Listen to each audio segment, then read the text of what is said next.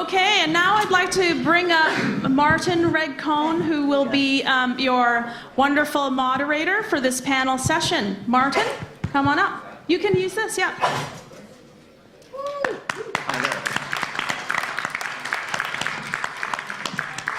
I didn't realize I could stand up. I was just watching Olivia in action and just so envious of her being able to walk around like that and just command the stage. So thank you.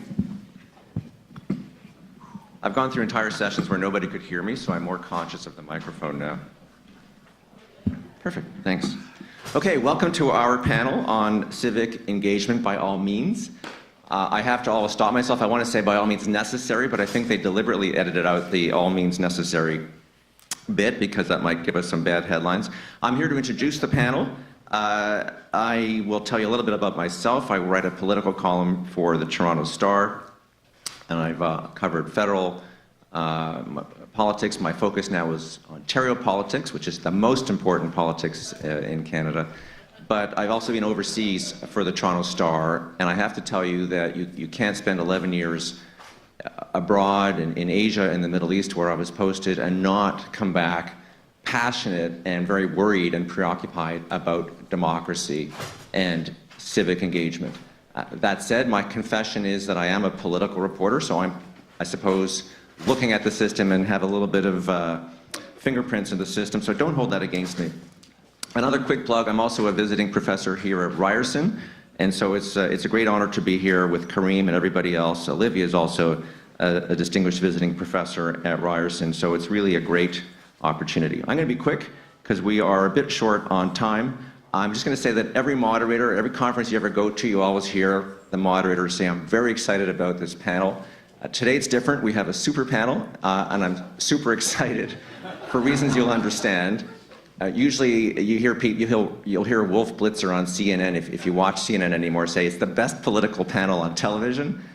Today we have the most engaged and engaging panel because that's their job. So no pressure. You do civic engagement, and we are going to engage you all here today. Okay. I'm also hoping that we will, though, cross-pollinate and compare notes and listen to each other and try to put it all to learn from each other here today.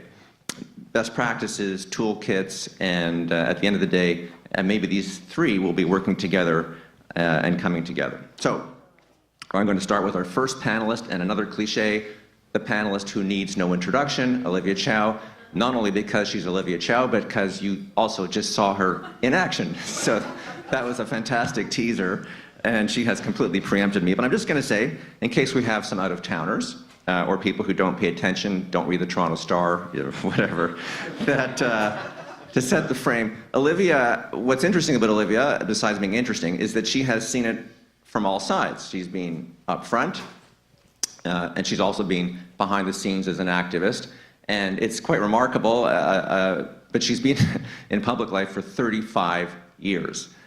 Think about that. I'm not going to say anything more than that, but wow, she has really got a lot of experience. So first as a trustee, like many trustees, she then moved on to city council, and of course was a member of parliament.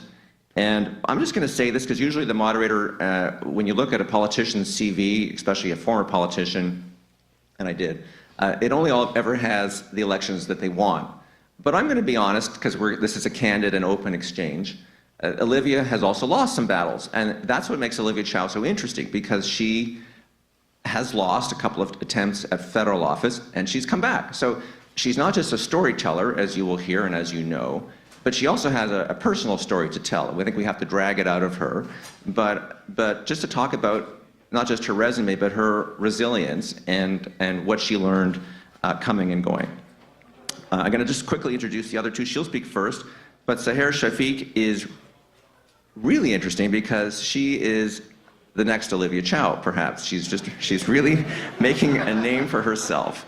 And she works at Civic Action, which everyone's civic these days, but Civic Action used to be the Toronto City Summit Alliance. It's just a trivia quiz for any of us who remembered what David Pico put together. And it was a sort of crossover group that brought together a big bad business, all the God's people doing NGO work, and tried to find commonalities. And it's now being rebranded, as they say. she, I guess as a trivia point, John Tory was the chair of Civic Alliance for a while, but Olivia Chow does not hold that against Seher. Seher has also, that's her day job. She's also worked before that for Lifeline Syria, self-explanatory for everyone in this room. But what brings her to here today is not her day job, but her moonlighting, because amazingly, she also volunteered with the leadership of, what do we call it exactly? The Canadian Muslim vote, which brought out the Canadian Muslim vote in the last election because it was not as high as it could or should be. And so we'll hear from Seher about how she did that and what the challenges were. Our final speaker is Dave Meslin. He's not your average social entrepreneur because he's become a democracy entrepreneur. He's a former artist. He's a pitch artist. I guess you're always an artist, right, Dave? He's a pitch artist, and I've been on the receiving end of that as a columnist because he's come to my office and accosted me. Didn't accost me. We lined it up by phone. But he is a very persuasive pitch artist. So you'll hear that today. And he's also writing a book on rebuilding democracy, published by Penguin, that is coming out next year. So he's going to tear it down before he builds it up, I guess. And he's not just a democracy entrepreneur. I got to tell you this before I hand it over to Olivia. He's also a democracy disruptor. And I say that because a good example of that is after the previous municipal election, when Rob Ford won, he wrote a letter, an open letter, after the inauguration that he sent to Don Cherry. And here's what he said, and I quote, "You're an asshole." So I know this is a civic and civil engagement today, but I'm just going to say that Dave has a way of saying what we all think. So that's your panel. They're each going to talk for 10 minutes. We're calling it a lightning talk. And then we're going to have some questions afterwards, as much as time permits. And as you know, our batting average today is so-so on the time. Olivia, over to you.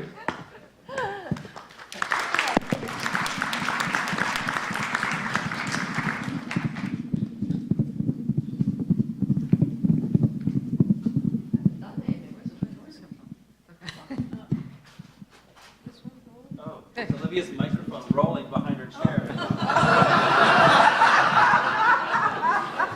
Pardon? Oh! Okay. That's a good way to start. Why don't I just use this? Okay, all right, rather than waiting. I am Olivia. Hi, how are you?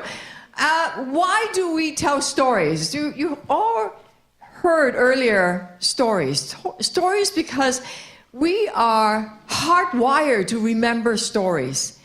And all great books tell stories, parables, whether it's in the Bible or Torah or the Quran or all of them, it's fairy tales. It's about stories. So I'm going to talk about stories. Also, we talk about winning hearts and minds. Not winning minds and hearts. Our hearts come first. What story can do is connect us and win. Okay? We as folks, we love to win an argument, but that just engage our head. Until we engage people's heart, the hands don't come out. You don't see action. So if we're going to ask for action, you have to connect the heart and the head so that the hands comes out. And story has a way to do that.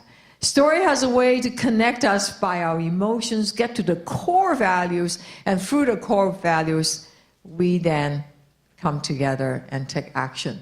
That is our team, and this is moving it forward. Famous rabbi, if I'm not for myself, who am I?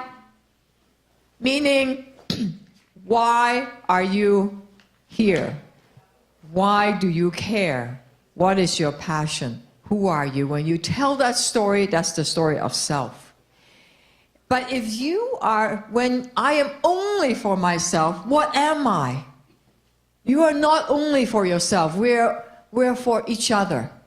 We need to connect with each other because when people come together, they have the power to make the change. And that's the us. And if we come together, if we don't take action now, then when?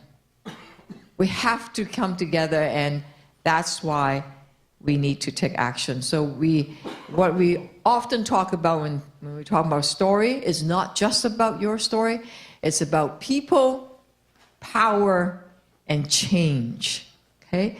And so the three parts of the public narrative is that yourself, you are inviting others to be in relationship with you, and then us coming together, inviting others to join in your community, and then now invites others to take action.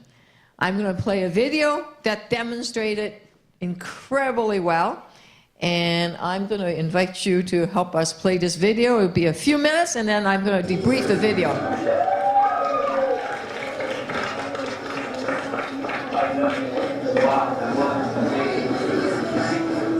6.12 seconds. That's about how long it takes to fall 604 feet. And 604 feet is about how far Tyler Clementi fell after he jumped off the George Washington Bridge. Now, as we know, he took his own life because live video footage of him having a romantic encounter with another man was streamed live on the internet by his college roommate. Just one of a very long list of young people who have taken their lives because of anti-LGBT bullying in the past few weeks.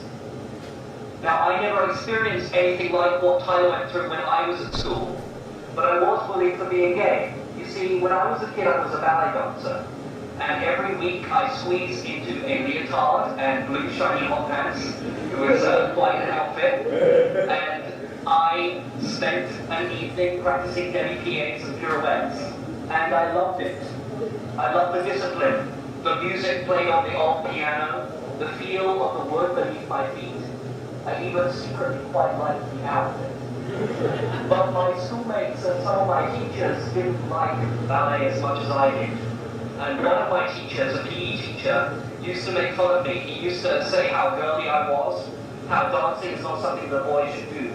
I remember the sneer on his face as I walked past, and I remember he was the first person to call me a fag, which at 7 years old, I didn't really understand. I remember in high school how gay was only ever used as a term of abuse.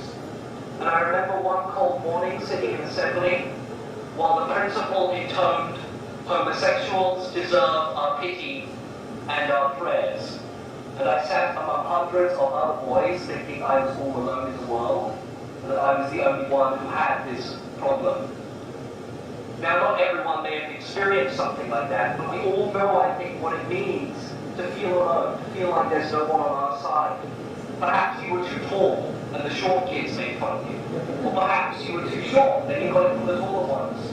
Or perhaps you were too smart or too dumb, or from the wrong side of town, or the wrong race. We all know, I think, even if just for a moment, what it feels like to think that there's no one on your side, to think that no one has your back. And all of us, if there are young people in our lives that we care about, can agree that we don't want this to happen to them. Imagine, if you can, what it must be like to come home and see a strange shape hanging from a tree in your backyard, twisting in the wind, the creak of the branch as it bends beneath the weight, and that feeling in your gut as you get closer and you realize what it is hanging there, who it is, who it was, because that was Seth Walsh, 13, who hung himself from a tree in his backyard. It was Billy Lucas who hung himself at his grandmother's house, and it was Raymond Chase who hung himself in his door. And it could have been your brother, your sister, your son, your daughter, or your friend. It could have been one of us. So I know, I only came out in March this year, after 10 years after I first told my parents that I thought I was gay. And in those 10 years, I lost a lot of opportunities to make a difference. I was a high school teacher And every day I wasn't out was a day I deprived the gay student of a positive role model. And I'm not willing to waste any more time. I have to act now. We have to act now. Because it isn't enough to let these things happen and then mourn them afterwards.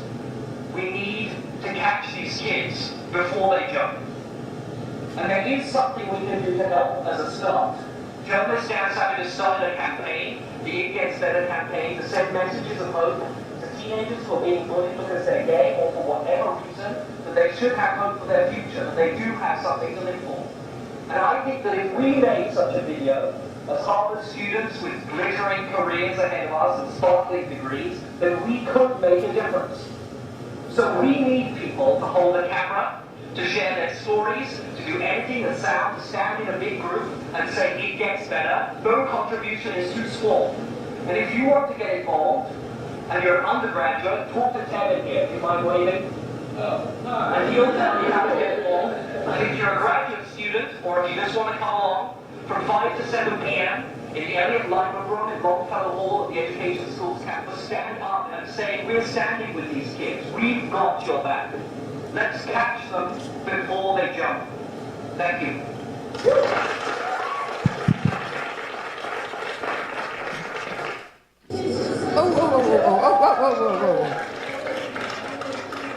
Can you move the next slide? You will notice the power of storytelling. And we often see that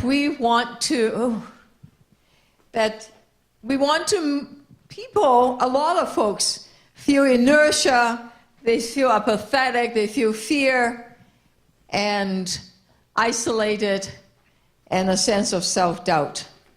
But what we can do is to motivate them by giving them a sense of urgency and by getting them angry, providing hope, and through story, a sense of solidarity, and then finally, a sense that yes, we can make a difference. That is what James Croft's story was able to do. What we want to do, what we need to do, is to be able to engage people that a lot of their voices are not heard in this city of ours. Their stories are sometimes told by the social workers, by the newspaper, by others. But the people that need to gain more power in order for us to have a better city, we need to get them to be able to find the power within themselves to tell their stories so that we can then come together and make the difference. And we need to get the feeling that they no longer have to feel that they don't have the power to make the difference, and motivate them to reconnect and say, yes, we can make changes together. Thank you.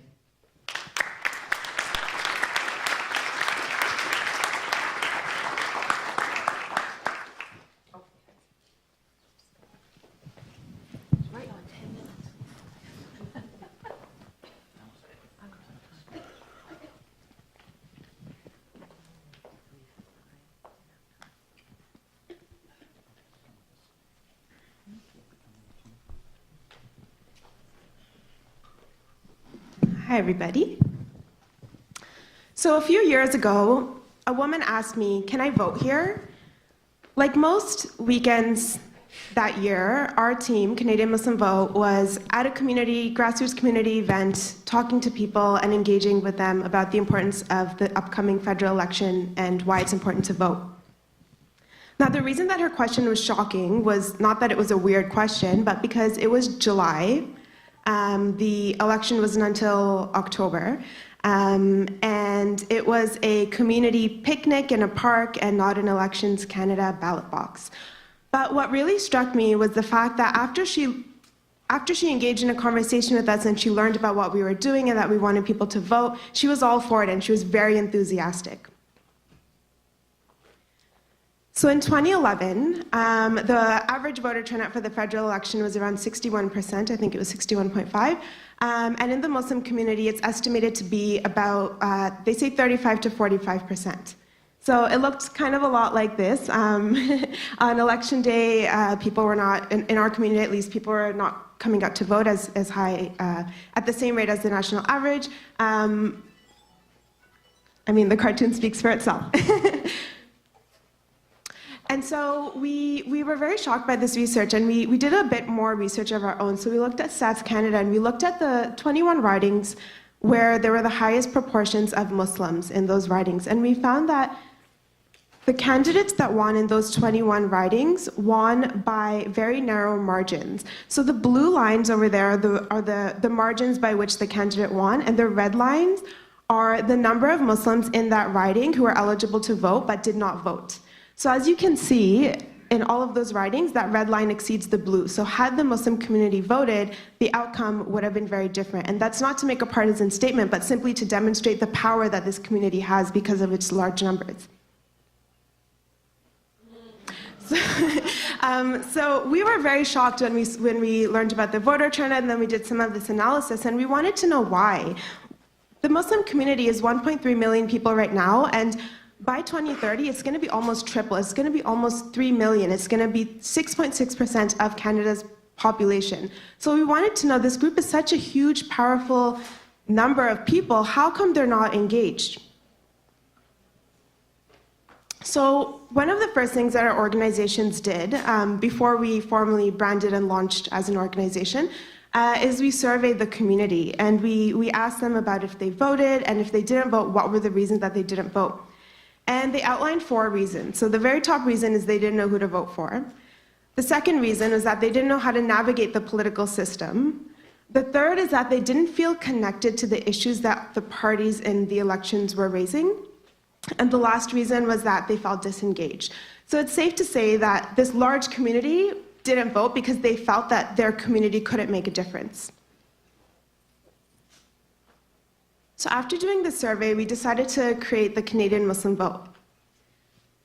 So we're a nonprofit organization. Our scope is national, and we are most importantly nonpartisan.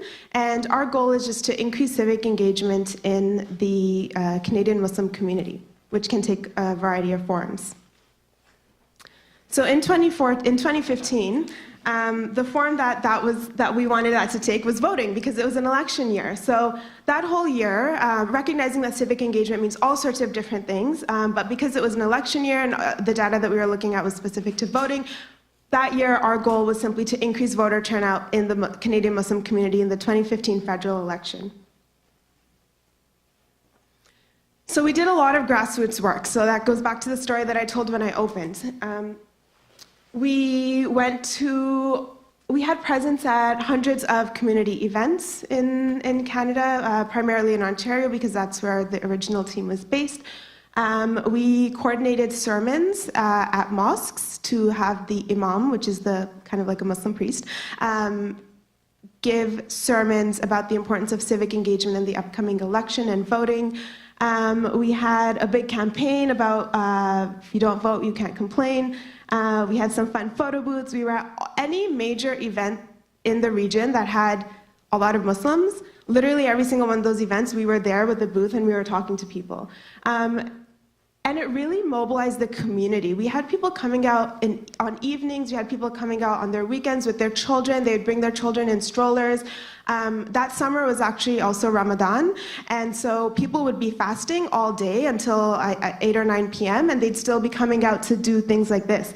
One of these photos near the top was taken on Eid, which is basically like Muslim Christmas. It's a really big deal. And one of our volunteers, and I think I see him in the audience, he actually went out on Eid to man this booth. So our campaign really mobilized the community. People are very excited about the organization and the message that we are trying to send. The other thing we did is we went door-to-door knocking, just like any other political campaign would do to get out the vote. So we thought that if we really need to incent action and make people physically go out and vote, we need to touch them at least 3 to 5 times. So whether it's calling their home, and we called 15,000 homes, not all one-to-one calls, there are robocalls as well, which was shocking. People don't always like that. But we called them, we sent mail outs, we went door to door, we had a social media campaign. Fun fact, which we hadn't thought about later, Muslims don't all live close to each other. So, so we had a list of all these names and addresses of the Muslims, but sometimes you have to walk really far to find the next Muslim house. So anyways, that was a lot of fun.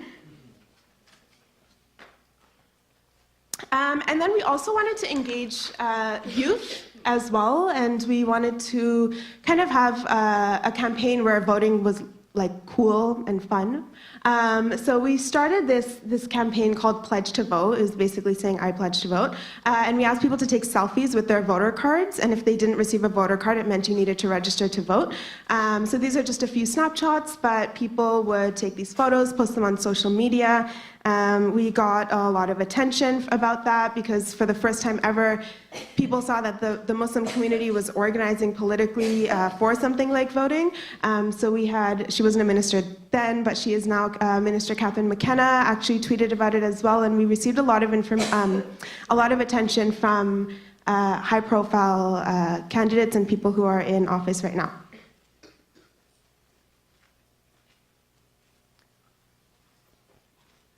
The other thing that we did was social media. So we branded the pledge to vote around what we created to be called Muslim Vote Weekend.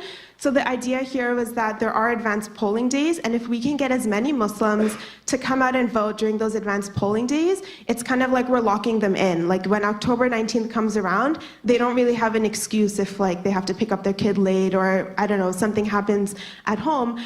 If we lock them in before election day even happens, then we can, you know, secure more people that are putting in a vote. The other thing we did is we received endorsements from people who are high profile in our community to help legitimize our campaign and organization because we were new. So over there is Nazim Kadri. He plays for the Leafs. I don't know, I don't follow hockey, but apparently he's a big deal. People were like really excited. Over there is Seher Shafiq. So if you guys remember that show Little Mosque on the Prairie by CBC several years ago, he was the lead in there. He works for the City of Toronto now. Mark Strong is the lead commentator for the Raptors. Again, didn't know that, but people like him. And then these other two women here are leaders in the community and recognized faces. So anecdotally, when Muslim Vote Weekend was going on and when the election happened, we really felt the buzz in the community. It seemed to us that people were acting and voting more than they did before, but we couldn't really be sure. So this is kind of like back to the earlier cartoon. I happened to find this photo. That's actually my grandmother going, and there's a basketball net too, which I thought was interesting. She's literally going into a gym to vote. And that is my grandmother, who's 85. She's been here since the 80s, and this is the first time that she had ever voted. So this photo actually really made its rounds on social media, and it got into all these newspapers, like online version, print version, and stuff. And she doesn't even know that the internet exists. So when I told her, I was like, you know, your photo was on the internet, and like a lot of people liked it, like on Facebook. And she's like, oh, okay. Like she had zero comprehension of how important and symbolic this photo really was. Yeah. So like I said, anecdotally, we had a sense that people are more engaged. So we did a poll. We commissioned a research firm to do a poll, found that voter turnout in the community increased to 79% for this election, and recall that in the previous election it was around 45%. So that's the difference.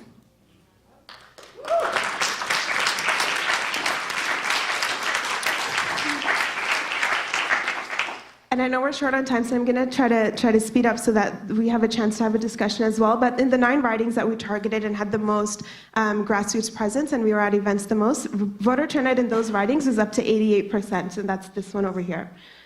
So it shows that engaging with the community really did make a difference. I put this in here. So I used to not tell people this, but I guess now it's fine. But before 2015, I had actually never voted myself. And I was like out there campaigning, telling people to vote, but like I had literally never cast a ballot. And that election was really pivotal for me. And the only reason that I'm bringing myself into this is because I think a lot of people in the community for the first time were kind of activated and decided to mobilize their own networks. And that's what caused this whole wave of engagement and mobilization and activation. So post-2015, what we've been doing, civic engagement isn't just about voting. I'll just power through some of these. You can go on our website to learn more details. We try to keep the community informed of what's going on in politics. So we have a blog. Every week we send a blog with a summary of what happened in the House of Commons during question period. We call it Muslims in the House. We might rebrand it to Muslims on the Hill because we also want to do Muslims in the Park, which is provincial. We had an Eid dinner, so in 2016 we had around 750 attendees come. We wanted to show the community that politicians care about them, and we wanted to show politicians that the community is engaged in politics. So we had 750 people come the first year, around 900 this year, which is the second year, and between 30 to 35 politicians from all three levels of government attended the dinners both years. These are just some photos. So we're multi-partisan. We had representation from all parties. We had a flag campaign. We want to show the country that Muslims are also Canadian, and this is just our symbolic way of showing it. We put flags up in mosques because some of them just don't have them.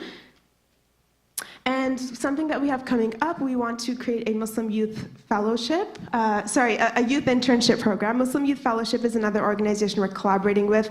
They have Muslim youth doing internships in City Council. So we'd like to do a Queen's Park version of that. And I think there's some people from Muslim Youth Fellowship over there in that corner if you want more information on that. So that's just our way of empowering youth and building capacity in the community through our young people. And obviously there's an election coming up next year, and then there's the municipal elections coming up as well. So another Get Out the Vote campaign will be happening as well. And so back to the story I told just when I opened. To me, that although the whole community maybe wasn't as misinformed about when the election is and everything, the fact that that woman was so engaged after she learned about what we were doing and the importance of voting, I think that kind of is a symbol of what happened to the community as a whole that year. Once they were engaged, they were really activated, and the numbers and stories really tell what happened. And yeah, the mobilization, I guess, worked. And that's all.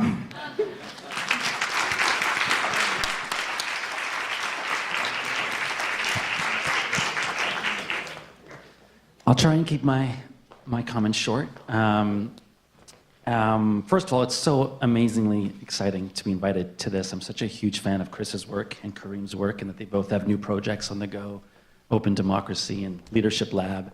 I'm also really excited to see a municipal focus, because we often frame our tiers of politics with provincial being called higher than municipal, and then federal being higher than provincial.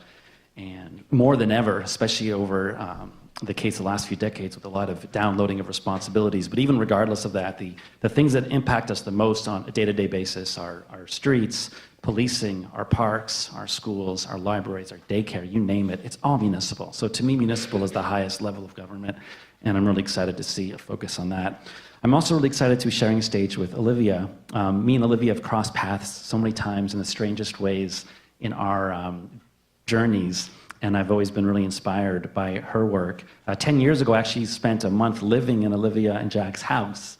And their house is a magical place because it serves as a bridge between the activist community and the kind of insider political community of those who are actually holding office. And their kitchen would just be this place where meetings would happen that showed me as a young radical activist that politicians weren't the enemy. They were amazing people on the inside who wanted to work with us. And 10 years before that, when I was organizing a legal street protest on Bloor Street called Reclaim the Streets, it was a global street party, and we were shutting down the road, and people got arrested, and the cops were ripping down our streamers and our balloons. That protest started with us marching up Bathurst Street, taking the roads, and there were two city councilors leading us on their bicycles, Olivia and Jack. And again, what an amazing reframing for a young activist to see politicians leading, these really optimistic young people who are trying to build a new world. So it's nice to be here with you. So I'm a career activist. I just love trying to make the world better. I'm addicted. It's so much fun. It's so rewarding. I can't imagine doing anything else with my life. And I've run all these campaigns throughout my career, whether it's fighting for bicycles and bike lanes or changing voting systems or getting rid of billboards. But about 10 years ago, I shifted my focus away from trying to win specific campaigns. And I shifted my attention to a much more important question, which is, why is democracy so broken? Why is the activist scene this weird fringe subculture where if you get involved with politics, an activist or a political party, within a month you know everyone? And it's like this little insider scene, which is cool, and it's the coolest people, and I love them all to death, and a lot of you are right here. But in a city of 3 million people, like, what does that say about our culture? That political engagement is like this weird, tiny club. It's messed up. So I'm writing a book right now called Tear Down, Rebuilding Democracy from the Ground Up. And it's really about how we live in this culture of disengagement that is perpetuated by systemic barriers designed to make sure that no one is engaging. And that even though on paper we have a democracy and we have ballots and we have elections and votes, if you define democracy as a society where people feel they have a voice, we're just not there. We're nowhere near there. We barely budged from hundreds of years ago where we just lived under kings, where the king's son became the king. Because in case you didn't know, in Canada, the king's son became the king. I mean, do you know how many MPs have sat with their brothers in Parliament? It's a lot, dozens. Do you know that there's never been an MP sitting with their sister?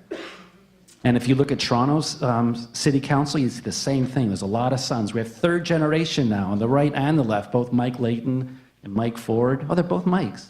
That's amazing. I mean, and great guys. I've hung out with both of them, but like, what's going on? When in a city of 3 million, in a country of 30 million, we still so culturally obsessed with like white male hereditary leadership. Like, we're stuck in a rut. What is going on? So that's what my book's about. And I look at all these different ways that we could change that, how we could tear it down and then rebuild it. I look at our voting systems, which are totally messed up. I look at the way that our schools aren't democratic, our workplaces aren't democratic. I think the message I want to give is that we don't need to limit ourselves to the confines of the system that we've inherited. We can think bigger than that.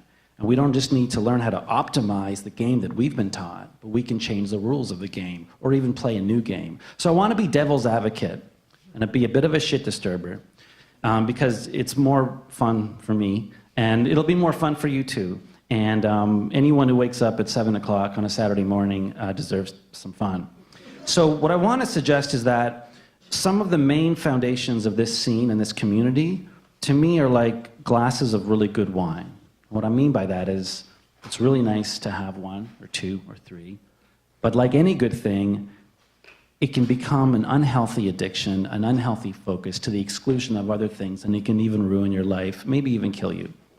That's probably a little extreme, but it can come close. It can kill your heart and your spirit. And the three things I want to touch on quickly are digital tools, storytelling, and getting out the vote. All things that I do every day. Those are not the getting out the vote. But I love digital tools. I use Nation Builder. I own like 30 domains. I love social media. And I'm a professional storyteller. I do public speaking that's how I pay my rent. So again, glasses of wine. But I've noticed that the democracy scene is becoming, I think, obsessed with some of those things in a way that I think is unhealthy. And I just want to challenge this scene to not do those things, but to reframe how they fit into the larger picture. I need to tell a quick story about Olivia, which I was going to share anyways, and now it's really funny because you're here. And it's critical and flattering at the same time. Hopefully you'll see it as more flattering, and you'll see it as more critical. So I went to one of Olivia's campaign events when she was launching her mayoral campaign 3.5 years ago. This one was in Scarborough, and it was a great event. People, it was like, do you want to get involved in my campaign? I'm running for mayor. Come out, learn about how you can get involved. And it was about an hour and a half, really smart people there. Jennifer Hollett was leading a thing. Olivia spoke, others. But in that hour and a half or 2 hours, it was about 50% talk about storytelling and 50% talking about getting out the vote. And what's really special about Olivia is that she really knows policy, really knows how to make policy, how to research policy, how to fight for policy, how to maneuver policy. That's like, as Martin's, I mean, no one's got more experience, municipal, federal, you name it. And I was really disappointed that there was hardly any talk about policy, to the point where it could have been a Doug Ford event or a John Tory event, and if you read the script, you wouldn't necessarily know which campaign, if you had just seen a transcript of the event. So I think we have to be careful not to get so focused on things we've been told, this is how you win now, and it is a weird obsessive cultural thing the movement does. Obama changed this so much in '08. It's like, how did Obama win? We got to figure out what he did, and then we'll do it and we'll win. Well, actually, US switches back and forth every 8 years.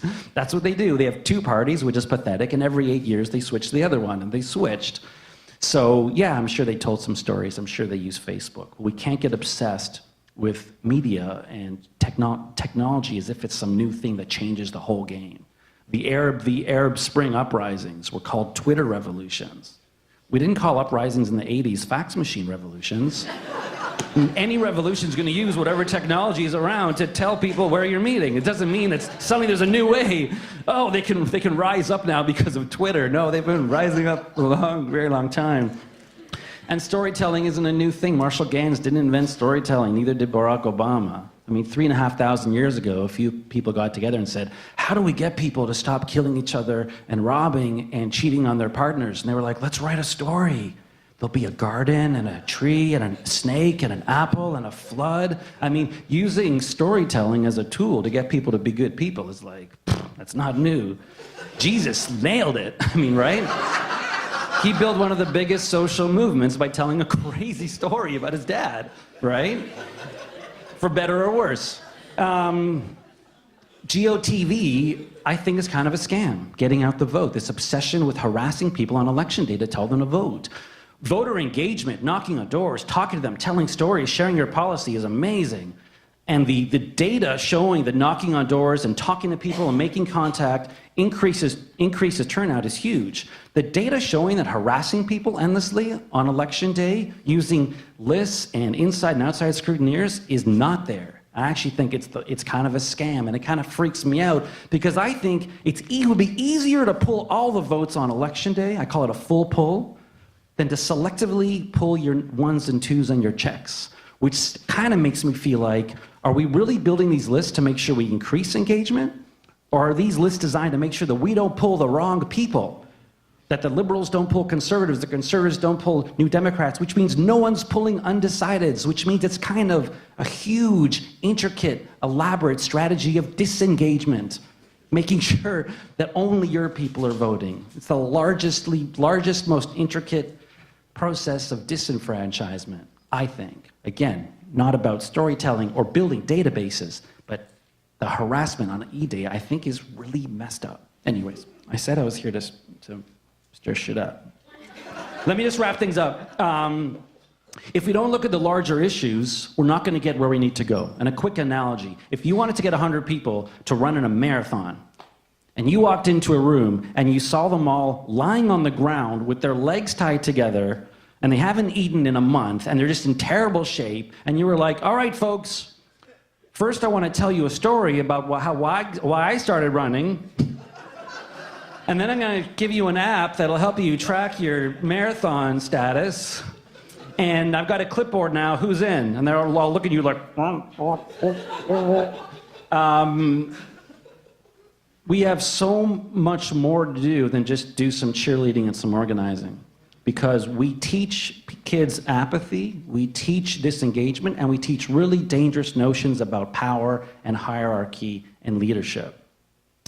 We have a cultural obsession with top-down rule that goes back to biblical notions of Moses holding the staff and leading his people through the Red Sea. And we're still waiting for that great hero, whether it's Bernie, or Trump, or Miller, or Olivia, or whoever. And that's the dangerous message we have to overcome. Not making sure we elect the next Bernie or Olivia or whoever, but why are we still obsessed with this top-down leadership model that is usually a white male.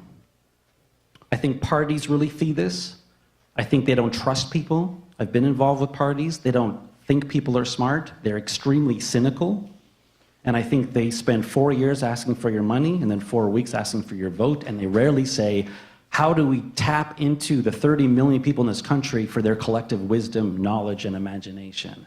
And we feed into that. We buy into that cynicism. Do we really believe in each other? Do we believe in our neighbors? Not their capacity to vote, but their capacity to collectively lead. So I'll conclude by saying I think our democracy is in a rut. I think we need some big changes. I think the history of democracy is marked by groups of people who came together to disrupt the foundations of democracy and challenge the notions that its foundations are built on. I think we need a revolution. I'm calling for nothing less than a revolution. Not a revolution in the traditional sense of a right-wing revolution that tries to dismantle government or a left-wing revolution that tries to dismantle the free market, but a revolution that tries to dismantle cynicism and dismantle the mechanics of systemic exclusion. So I just want to emphasize again, I don't think that we're barking up the wrong tree with these themes of storytelling and digital tools. That's not my message. You're barking up the right tree.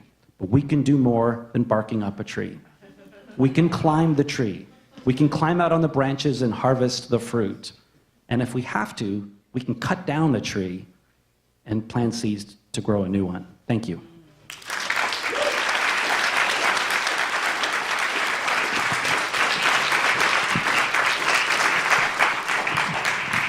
Is this mic working? Great. Okay. I'm going to, I've already used my power as a moderator, as limited as it is, in how I ranked the speakers, by which I mean how I set them up. So you may have noticed I saved Dave for last, not because he's the best, but because he's the most disruptive. And so he said, get out the vote has its limitations. I wanted him to not rain too much on that parade before we heard about the really interesting things that Seher is doing and that Olivia has done and will do. So, Dave, you still have your app on the floor. I don't want you to forget that. He is as he said, a great motivational speaker, and his trick is to have his clock right on the floor so that he knows that he's on time. Good stuff. Thank you. I'm going to say one quick thing about what you said, Dave, about the Twitter revolution, so-called. It's really dangerous to get up in front of a younger, smarter crowd of democracy activists and to talk down digital. But Dave's already done it a bit, so I'm gonna hide under his shield and say, during the Green Revolution in Iran, I guess it was 2008 more or less, when there was a very strongly disputed election, everyone kept saying there was a Twitter revolution happening in Iran, and there were images, powerful images of a woman who was shot, in fact, killed, that went across the web. And Hillary Clinton claimed that she got the State Department to tell Twitter to not do their maintenance one particular night so that people would still be connected. And we're going back to religious times here, but people forget that in Iran, the Islamic Revolution in 1979 was largely driven, not just by democracy activists, but was basically overtaken by the religious clerics in Iran who used the mosque to get out their message. And as much as the Shah's regime tried to suppress that, it was a huge locus of power and communication. So never forget that digital is strong, but faith groups are strong, houses of worship are strong. You see that in nomination races for campaigns, that is one of the best forms of connectivity ever. It's very traditional, it's not necessarily digital, but it is powerful. So. Dave, one other quick disagreement. You said municipal was supreme. I'm with Seher, who had Queen's Park up on the screen, and so we really are the most important, and there is an election coming. So I'm going to throw to Seher first for that reason. And just ask you, it's so amazing what you did in the last election. I'm going to just question it a little bit and ask two parts. One is, how transferable is that? Not the transferable ballot, Dave, but how transferable is your work to other sectors of society, other religious groups, affiliations, other age groups? Everyone talks about the youth vote and whether they have particular qualities like a high BS meter that allows them to tune in or tune out in different ways at different levels. But also, to what extent, this is a bit of a trick question, to what extent was the 2015 federal election and the Muslim vote in particular, the Islamic vote and the Canadian Muslim vote, motivated or a reaction to a big issue that the elephant in the room here, which is that the progressive or the conservative government in Ottawa, it's progressive conservative in Ontario, it's their name, that the conservative government had a snitch line about barbaric cultural practices, that it had a campaign or a very controversial policy about the niqab or the burqa or face coverings. How much was that a motivational tool? Did you mention it? Did it come up at the door when you were going door to door in 2015? Sure, so I'll start with the first question first, about it being transferable to other groups. So along with Muslim voter turnout increasing, there's other groups in 2015 whose voter turnout increased. So if you look at youth, aged 18 to 24, in the 2015 federal election, they actually, voter turnout for that group, and that's a pretty narrow range, 18 to 24, went up 18 percentage points. But a large proportion of youth who still didn't vote that year reported that they didn't because they were too busy. So I think there's still, while voter turnout went up across the immigrant community as well for that election, and youth and Muslims in particular, there's still a lot of work to be done. And I think that just based on some of the conversations that our group is having with other communities right now, with the election coming up next year, there definitely are a lot of learnings, and there's a lot of other groups popping up. So there's someone here that I can see from Tamils in public service. So they want to increase voter turnout along with other means of civic engagement as well. There's Black Vote Canada. And a number of these organizations are connecting with other community leaders because we want to learn from each other about how we can engage the communities, because without talking to them and having people who look like them talk to them, I don't think that they'll be as engaged as they could. And then for your second question about the backdrop behind this particular election, so we are a nonpartisan organization, and the reason that we chose that very consciously and deliberately is because we didn't want to, we wanted to unify and appear as and be neutral. So yes, a lot of those conversations happened everywhere that we went, and it was really hard not to comment on those particular, policies or the latest statements by the party leaders. So I think that context definitely impacted turnout. Like, there is absolutely no way that Canadian Muslim Vote did that just on its own. There were certain factors and things happening in the background for this election which may not be present in the provincial elections, but we weren't really in a position to comment about that, and that was a deliberate choice. Okay, let me throw a quick question at Dave and then at Olivia, who's accustomed to trick questions from journalists. But Dave, how do you respond to Seher's presentation? So you argued, I think quite persuasively, that get out the vote can be a form of harassment, almost a hostile democratic environment. How do you process what Seher was able to achieve through her research and the legwork in getting more people engaged by a significant and certainly measurable amount?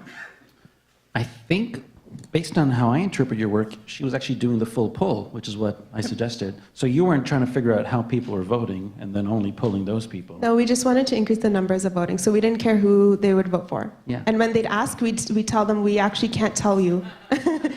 Yeah. We got it. Sorry, So Martin. her data proves my thesis. Okay. Dave wins. And the other data, the funniest data about GOTV is over the last, let's say, 15 years, when these gurus of GOTV have allegedly mastered the art of pulling the vote, voter turnout has gone down. So I call bullshit. So we got a bullshit and a thumbs up, but not a Don Cherry term. so that's good. We're coming together, and we can almost call it. So it's not for you. It's not GOTV. It's GOTFV. Get out the full vote. Just don't target. Sure. Yeah. Okay. But full polls sounds better than Okay. that was too multisyllabic. Full poll. Olivia, what do you think of that? It's excellent because you need to trust people on what they believe is good for them. On the storytelling part is that the institute I run now, based in Ryerson, is to actually get people to say, this is what I want for my community, and because of my own challenge, and this is now the challenge facing our entire community, and that's why we need to take action. And taking that action means coming out to vote, but leading them to the vote through their own experience, through the experience of their communities, of their neighbors, and their friends, and their teams. So you get there in a different way, rather than from a top-down, just come out and vote. It's really important to come out and vote. It's really coming from yourself, what motivates you. And if you do vote, what is the hope? What do you want to accomplish? Which is coming back to Dave's point on the most important thing is, what is your goal? I don't care about your story if you don't have a goal behind it. What are you trying to do? Once you get to vote, that's it? No, it's what does those people should do for you, and if they don't do it, you need, you need to make sure they do. So it's an ongoing process. It's not just a vote. It's not top down. It really is building it from the ground, and that's the most important part. And that is the exciting part about what the Muslim Vote team did. So you all talk about storytelling, and you make it sound easy. And I want to just tell the audience that even though Olivia and Seher and Dave make it sound very simple and straightforward, you just talk. No, there's a lot of thought that goes into it. And so my question to Olivia, since you're the storyteller in chief today, is how do you find your own story? I think people in the audience might understand your message, your commandment, to use the Moses analogy. But where do you find that story in yourself? And what if people are worried about what Dave said later, that you can't just talk about yourself if you're trying to motivate people and show that you are a community leader? I think there are many stories. If we just watch James Croft's story, it took him 10 years to figure out, to be able to come out, right? And he was in a Harvard University course, which is the Marshall Gann course, which is what I'm teaching through the Institute. And it took him several months, many times of practicing to be able to say, and connect it to what's happening, and then urging us to take action. It took me many years. And it took the December 6, 1989, the Montreal Massacre, for me to be able to tell the stories of violence in my life. And it was very difficult. And stories evolves. And we just need to practice. We need to be able to be vulnerable, to be able to say, hey, this is who I am, I'm okay. It's hard to say it, but I'm going to do it in order to accomplish something. So storytelling is not just a bio, right? It's getting a goal. But there are many stories in our life. When I'm talking about civic engagement, I talk about the experience I had with the refugees movement, how I became politically involved. When I'm talking about empowering women and dealing with violence, sexual violence, domestic violence, I talk about my own experience. So we all have, well, especially when you're old as I am, there are lots of stories, a lot of challenges that we have in our life. And the key thing is connecting that self-challenge, the challenge we had, the different ones, with the challenge that the community is facing right now. And who's our audience? Being clear on who the audience, and connecting and making the story relevant to the community, and then saying, yeah, let's take this moment and act now. And it took many years. I'm still learning how to do it. We're wrapping up, and we're running out of time. I'm going to throw one really quick question to everybody. I want to apologize to the audience that because we're a bit behind in time, I was asked to sort of carry the bag on asking the questions and being the bad guy here. So we're running out of time. But very quickly, what about the media? Take a shot. Give me your best shot. How much do you blame the media? You can pick on the mainstream media. You can pick on new media, digital media, because we're just an easy target. what can the media do differently other than not focusing obsessively on horse races and celebrities and things like that? Dave's, you might say, issues. The truth is people don't always tune into issues because I've seen the data. So what's, I'm going to let Olivia go first though, because you've been dealing with the media for so long. Olivia, give us a quick one, and then Okay, Dave and Seher. Depends on which journalist. Depends on which media. Okay. Depends on whether we can create our own voice. And yes, there's obsessions and it's cultural biases and it exists in everywhere. And media is also very corporate. If we're aware of it, then we're not surprised about it. Okay. Seher? I would say in a nutshell, media needs to start covering more good news stories for marginalized communities. A lot of the times when we're in the news, it's because of something shocking that's happened. And these communities are really, really rich and have so many stories that should be told and made mainstream. Okay. Dave? Actually, I had a whole chapter in my book called Media, Dumbing Down the World. And I think a big part of the answer is to drastically increase the amount of public funding, government subsidy of media, but not the way the big newspapers are proposing it, where they're just like, well, we're the Globe, give us money. It should be democratically allocated public funding, where we all get either some kind of allowance or we vote, but the government should be spending billions of dollars, I think, on all formats of media, but distributed based on, you like a podcast, you can give your share to anything you want. So 30 million people deciding in between elections through direct democracy how to publicly, collectively fund innovative, creative media. Okay, we're going to have to wrap it up. We are out of time. I want to just make one quick plug about another conference, and Pam Sugerman is here today, the Dean of Arts, and we haven't had a chance to talk, but I have some news about another conference that I hope you will think about coming to. Seher had an image up earlier of the three major party leaders in Ontario, and they will be coming to Ryerson on February 28th to have a panel discussion, not a debate, on democratic engagement. So it'll be a chance to hear their thoughts and hold them to account on GOTFV and their own little secret GOTV recipes. It's an issue I feel strongly about. I'm honored to have been with this group and to hear your thoughts about how to make it work, and I'm hoping you will all compare notes and get better at getting out the full vote. So thank you to everyone. Thank you also to Anna and Kareem for putting this together. I'm looking forward to the rest of the day. Thanks again.